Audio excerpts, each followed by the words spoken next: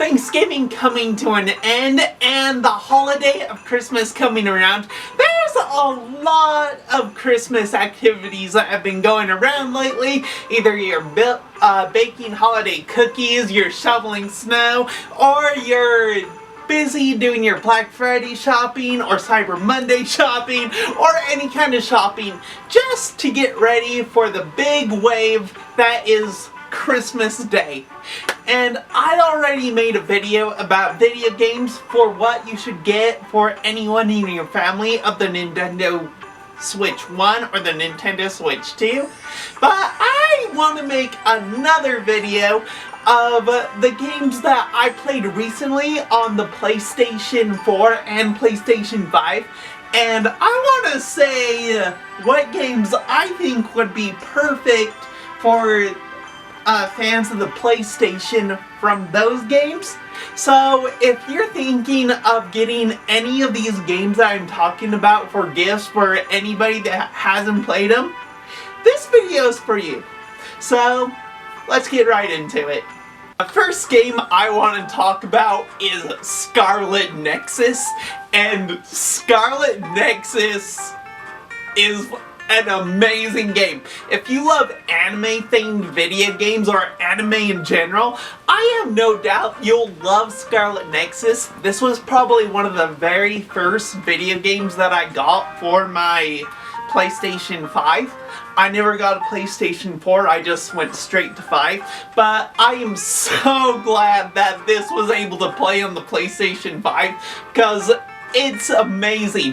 What it is, it's these group of kids who join this police force, and these kids that join the police force, they have like these different abilities they can use through their mind.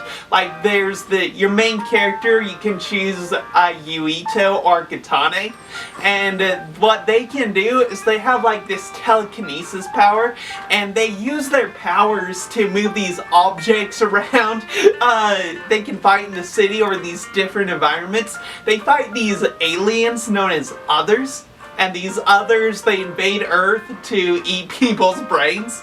But there's also, as you go on through the game, you explore the city, and you explore like these abandoned areas. Like there's this one part where you go into this abandoned hospital, and what I love about the abandoned hospital, it definitely gave me Ocarina of Time Forest Temple vibes to it, but it's really cool to be able to fight these aliens and to use your powers with telekinesis to fight these creatures.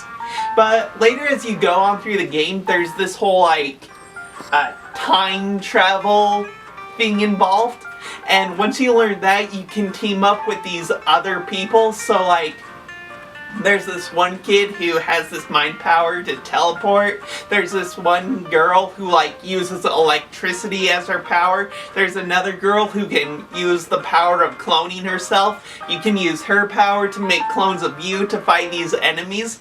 You can fight in all these different territories to take on these aliens. Like there's one part where you can fight on the moon, but you fight in like empty environments through the city, or you fight in construction areas or frozen wastelands. Anyway, Scarlet Nexus, it has a great story to it, super fun. It kind of gives me Persona 5 feelings to it, just because you can explore town, collecting items, buying items. You can trade the items you buy or collect to increase your friendships with these other characters, and you can get them to join your team. It's a super fun game. I highly recommend it if you never played it. Next is another PlayStation 4, Devil May Cry 2013, and honestly, I knew nothing about Devil May Cry when I first found this game. Again, this was a game that I first got when I got my PlayStation 5. It was the first game when I was exploring the world of PlayStation, and I'm really glad that I got it. Even though I knew nothing about Devil May Cry, I think it's super fun. I love the fact that Dante, just the way he is, has such a fun opening. How it's like slow motion and Dante's like, he's naked and he's just like changing as he's jumping through his trailer. I love the gameplay of it, how Dante, he can switch from the real world to the world of Limbo is where he fights demons, and each area that you go to is super fun. Like there's this one area where Dante goes to and like the world is upside down where he's gotta fight these demons, and at the same time there's like this, it's like an upside down subway, so he's fighting these demons and at the same time he's avoiding the subway that's running through so he doesn't get smashed by the train. It's a really fun area to fight in, and the bosses are really fun. Like, there's this one boss that's a succubus. There's one boss where Dante, like, goes basically into a television world to fight the boss. And the main boss is really fun too. Like, once you get to the final boss, it's a team up between Dante and Virgil to take him out. Like, he's just this giant lava creature golem thing that you take him out, and then it's revealed that Virgil's the final boss, so it's a really fun fight between Dante and Virgil. But what I love is just exploring Earth and exploring Limbo as Dante, even though it's not really a whole open world exploration type game.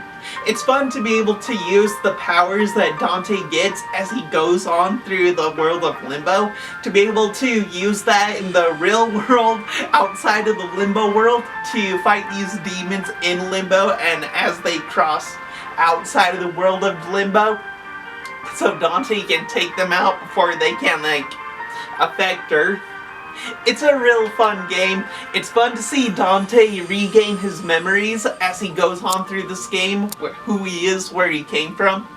And yeah, I really liked it. It's definitely, if you love hack and slash games, I have no doubt that anybody would get this game for, or even get it for yourself, they would love this game because it's really fun. Resident Evil 3. There are a lot of people that do hate on the remake of Resident Evil 3. I don't know why. I think it is amazing. I already made a video on this through the gameplay of it. It actually did pretty well. And I love this video game, guys. Like, I love the cutscenes of it. They are super creepy. How Jill will have these nightmares of herself becoming a zombie, and how she has to like blow her brains out to stop becoming a zombie, or her partner, how he becomes a zombie and she has to kill him. It's crazy. I love exploring, being able to play as Jill and to be able to survive exploring Raccoon City, and to be able to try to survive the fights with Nemesis. There's so many encounters with Nemesis in this game. The fights with him are really fun. I love the very beginning, how Jill drives a car off the roof to take him out. Also, the final fight with Nemesis is really fun. But to be able to play as Jill Valentine, going through Raccoon City, just surviving the zombie apocalypse, shooting up all these zombies, it's really fun. It has an intense feeling to it because halfway through the game, it's announced on the news that Raccoon City is going to be nuked to destroy the zombies and prevent the progression of the zombie outbreak. So at the same time, you're playing as Jill and you're like, okay, I gotta do this thing, I gotta defeat Nemesis, I gotta get out of Raccoon City before the missile launches, I gotta figure out what's going on here. It's a really fun game. The graphics are amazing, the puzzles aren't too hard. If you love any other Resident Evil game, I would definitely check out Resident Evil 3, especially if you love Resident Evil 2 or 4. I have no doubt you'll love Resident Evil 3. It's really fun. As long as we're talking along the Resident Evil series, why not talk about Resident Evil Biohazard? This game is terrifying. If you love horror games, this dives back into the horror of Resident Evil. Because, like, what the story is Ethan Winters, he's a man whose wife has disappeared, and he gets a message from her that, and I guess he, like, tracks the call back to, like, Louisiana, where he goes to find her, and the entire thing just falls apart at that. Like, his life just descends into chaos. He gets captured by the Baker family. They take him to his to the Baker mansion, and I was terrified when I first played this game, guys. Like, you have the dad, Jack Baker, who's hunting Ethan around the house, who's, like, taunting him. He has that, like, weird, like, club-like weapon that he can use to, like, attack Ethan. But there's, like, different fights that you have with him. Like, the first fight that you have with him is in the garage of the house. And then there's, like, this chainsaw fight with him, which is amazing. But it's so creepy to be chased around the house by him. And then you have the second house that Ethan will go into, where it's, like, all bug-themed. And the mother of the house, she ends up, like, turning into this bug creature herself that you have to take out. It's really weird. Then you got the third house, which is, like, just this giant puzzle that Ethan has to solve to take out the son. And the final boss is just this little girl that Ethan has to take out. And then Chris appears at the end. He saves Ethan and Ethan's wife that he finds at the end of the game. But it's a really fun game. Like, around every corner can be a jump scare. Like, you can find these little cassette tapes that you can, or videotapes that you can play on the television, where you can play as these different characters.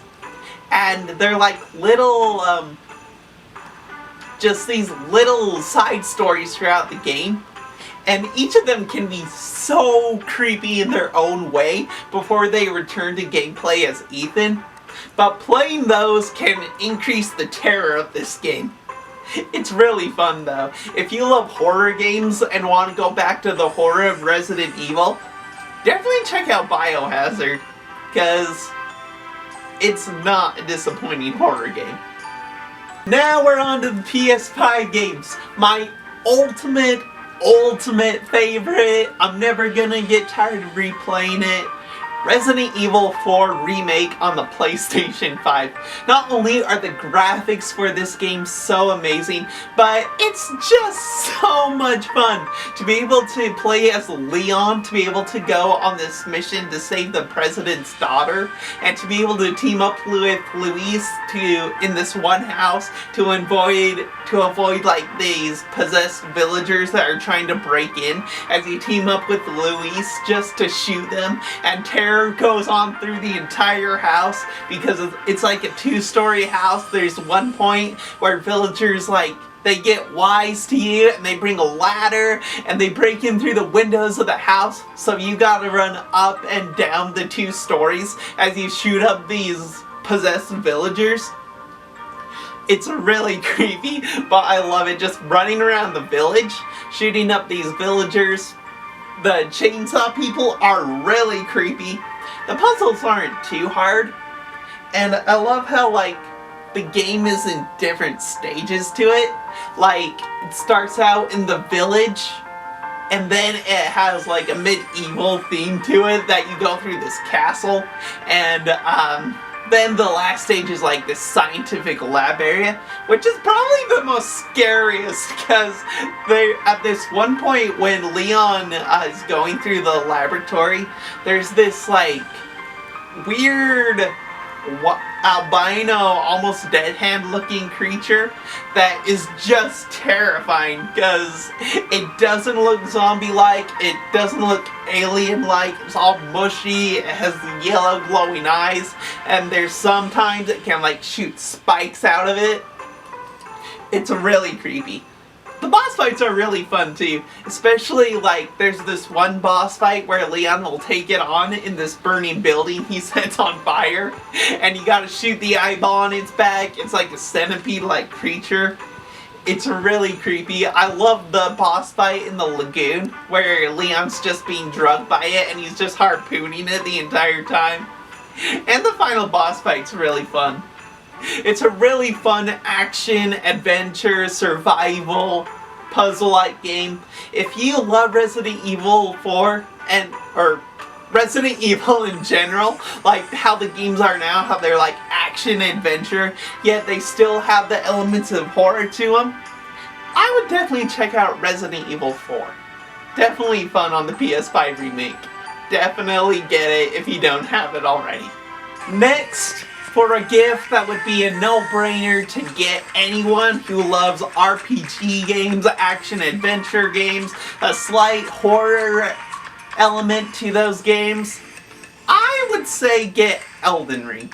Elden Ring would be the perfect gift for any gamer who has a PlayStation 5.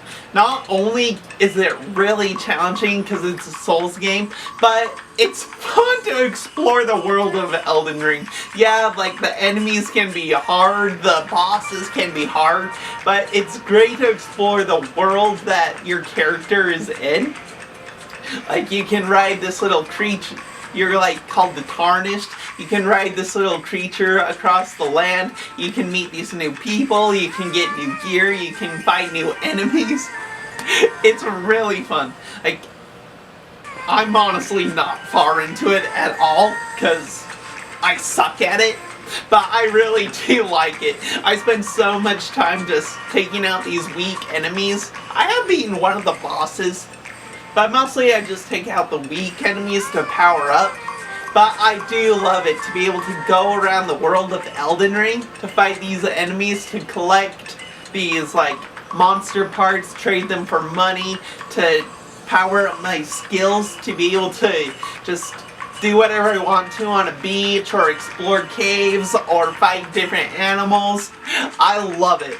Elden Ring is definitely not a game for everyone, I would say. If they don't like Souls-like games, I don't think they would like Elden Ring.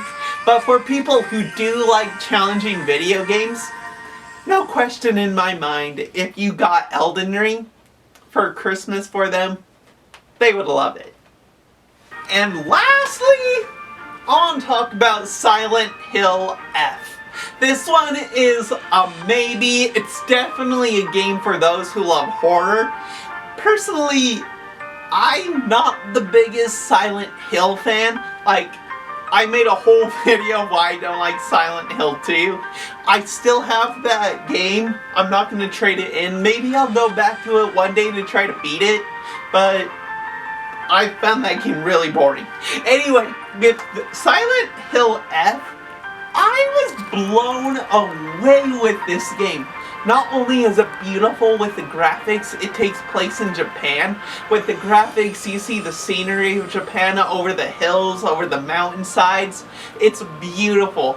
You explore this little village. You play as Himiko exploring this little village, which has great graphics, and it quickly turns into this horror-like game because she goes into her town market, where of course it's like all foggy and basically it's deserted, but she does run into some friends that she works with to get through the game. It has great elements to it, great horror elements to it as well.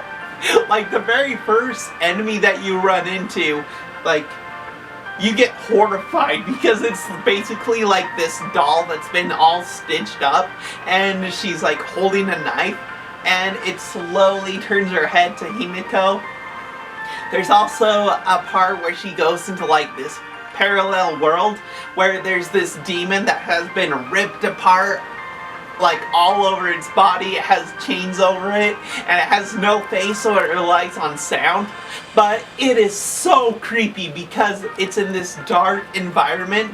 Himiko has this small little knife that she's using to fight it, And with the enemies in this game, like, they don't stay dead. Like, you kill them, but if they're like a major enemy, like, dark spirits will bring it back to life. So you have to work fast in this game, because at the same time you're trying to solve these puzzles, as these enemies will be trying to attack you. So if you take down these enemies, you only have a limited amount of time of peace before like trying to solve these puzzles, before the enemies will come back to life and start attacking Himiko again. It's great. The music to it is super intenseful. I hated this game, but I love this game at the same time. It's super terrifying, but it's really fun to be able to explore the empty town. Especially, one of the most terrifying parts is, like, there's this scarecrow, like, puzzle that Himiko has to solve. Like, she'll take these pins out of the scarecrows, and if you take the pin out of the wrong scarecrow, it'll attack her with a scythe. So Himiko will end up having to fight to kill that scarecrow, and she'll have to choose another one to see if that's the right one. But if you do choose the right one, the scarecrow will, like, do this weird, like, body contortion thing and point the way in the rice field, like, where Himiko has to go. Because, like, the rice field is completely empty and just surrounded by fog. It sounds creepy, and it is creepy.